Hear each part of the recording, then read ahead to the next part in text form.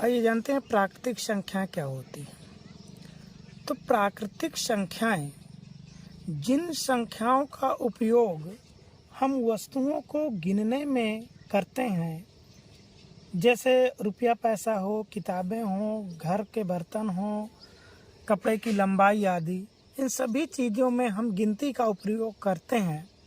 तो किन्हीं भी वस्तुओं की गिनती करने के लिए जिन संख्याओं का उपयोग हम करते हैं उन्हें हम प्राकृतिक संख्याएं कहते हैं।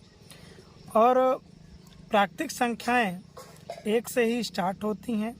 1, 2, 3, 4, 5, ऐसे ही ये अनंत तक जाती हैं। प्राकृतिक संख्या कहाँ तक जाती हैं? अनंत तक जाती हैं। वस्तुओं की गिनती हम हमेशा 1 से प्रारंभ करते हैं, अतः हम ये कह सकते हैं कि 1 जो है वो हमारी सबसे छोटी और पहली प्राकृतिक संख्या है। सबसे छोटी और पहली प्राकृतिक संख्या, सबसे छोटी प्राकृतिक संख्या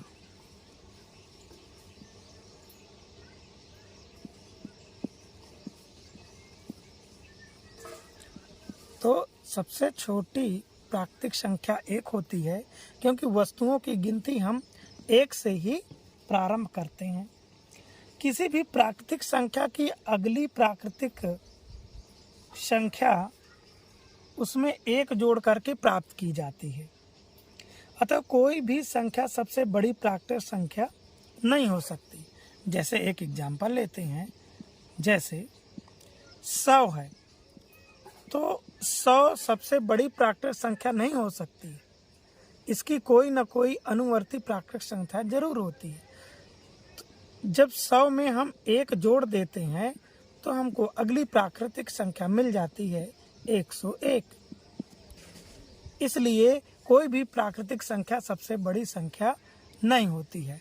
अतः हम ये कह सकते हैं कि सबसे बड़ी प्राकृतिक संख्या, सबसे बड़ी प्राकृतिक संख्या,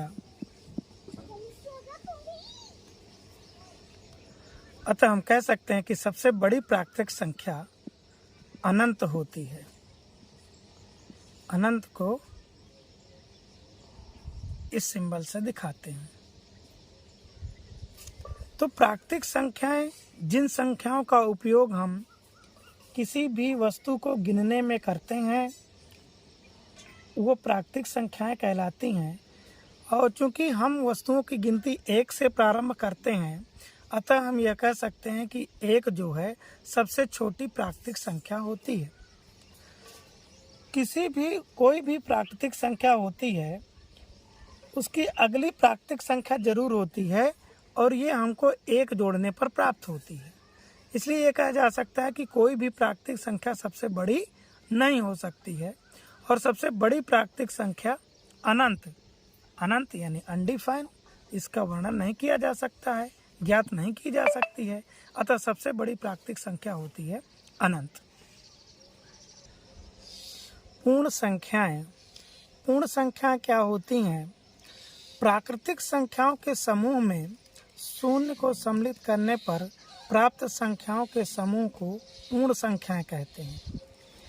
प्राकृतिक संख्या जैसा कि हम जान चुके हैं कि 1 से स्टार्ट होती हैं। 1, 2, 3, 4, 5, 6, इसी तरीके से कहाँ तक? अनंत तक। तो इन संख्याओं में जब हम 0 को सम्मिलित कर लेते हैं तो ये समूह हमारा पूर्ण संख्या बन जाता है। अतः पूर्ण संख्याओं की शुरुआत 0 से होती है। अतः हम यह कह सकते हैं कि सबसे छोटी पूर्ण संख्या 0 होती है। 0 क्या है? सबसे छोटी पूर्ण संख्या है। सबसे छोटी पूर्ण संख्या हमारी होती है 0। इसी प्रकार से सबसे बड़ी पूर्ण संख्या क्या होगी? तो सबसे बड़ी पूर्ण संख्या अनंत होगी।